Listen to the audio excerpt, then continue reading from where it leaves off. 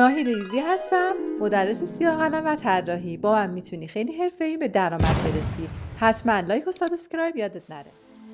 این مدل جزو ساده ترین مدل ها حساب میشه و کسانی که هیچ تجربه‌ای توی سیاه قلم نداشته باشن یا حتی بترسن از گذاشتن سایه ها به راحتی میتونن این مدل رو بکشن. اگر به این جزئیاتی که میگم توجه کنن. برای کشیدن یه همچین مدلی و درآوردن جنسیت شیشه باید توجه داشته باشیم. اون چیزی که خیلی خیلی مهمه سایه های خیلی خیلی تیره و خیلی خیلی روشن، در حدی که نورش در حدی شدید هستش که ما اونجا حتی نباید سایه بزنیم که بخوایم این نورها رو دوباره در بیاریم.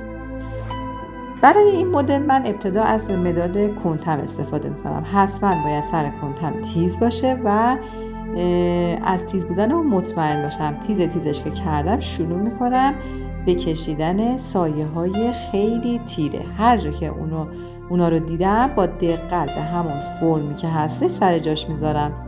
فقط باید توجه داشته باشم که بعضی از خطها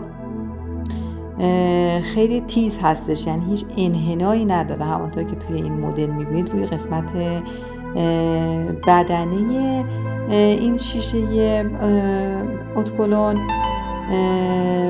یه خطای تیزی داره که هیچ انحنایی نداره و همچنین روی درش که من باید سعی کنم اونها رو صاف در بیارم.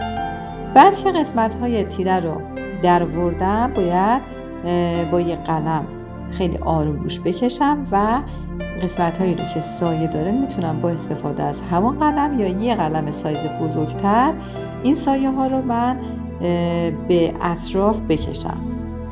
بعدم با یه مداد کنته‌ای که خیلی تیز هسته شروع میکنم به نوشتن یه سری حروف انگلیسی که روی این کار هستش. برای این کار، برای اینکه راحت تر باشه، ما میتونیم از مدادهای لوموگراف بلک استفاده کنیم، ولی من اینجا از همین مداد کنته استفاده کردم چون که نمیخواستم خیلی از ابزار مختلفی استفاده کنم برای کشیدن این مدل.